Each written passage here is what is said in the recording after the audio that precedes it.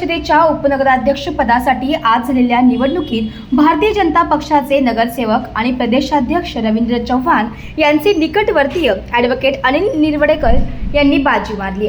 त्यांनी शिवसेना शिंदे गटाचे उमेदवार अजय गोंदावळे यांचा पराभव करत उपनगराध्यक्ष पदावर आपले नाव कोरले। या निवडीमुळे सावंतवाडी नगरपालिकेत भाजपचे वर्चस्व पुन्हा एकदा अधोरेखित झाले।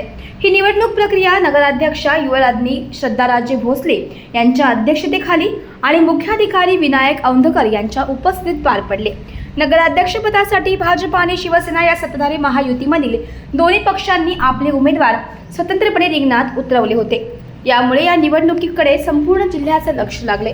प्रत्यक्ष मतदान प्रक्रियेत ॲडव्होकेट अनिल निरवडेकर यांना 12 मते मिळाली, तर त्यांचे प्रतिस्पर्धी शिवसेनेचे अजय गोंदावळे यांना 7 मतांवर समाधान मानावे लागले।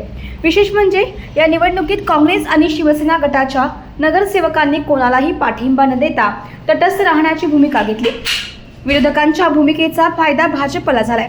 निवडणूक प्रक्रिया शांततेत पार पडल्यानंतर नगराध्यक्षा श्रद्धाराजे भोसले यांनी नवनिर्वाचित उपनगराध्यक्ष ॲडव्होकेट अनिल निरवडेकर यांचे पुष्पगुच्छ देऊन अभिनंदन केले।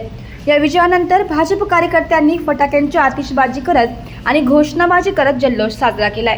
आज अनिल निरवडेकर जी निवडून आले आहेत आणि आम्हाला खूप आनंद होत आहे, कारण आपल्याला त्यांचं काम तर माहितीच आहे। ते मोठे लॉयर आहेत आणि एड्युकेटेड आहे, तर आम्हाला खात्री आहे की आज अनिल जी आहे, सिद्धार्थ बांबुरे जी आहे, जे स्वीकृत नगरसेवक पद्धतीने आले आहे, तर आम्ही सगळे भारतीय जनता पार्टीचे नगरसेवक नगरसेविका चांगलं काम करूया। आम्ही ऑलरेडी सुरू केलं आहे आणि अजून चांगल्या पद्धतीने काम करू शकतो।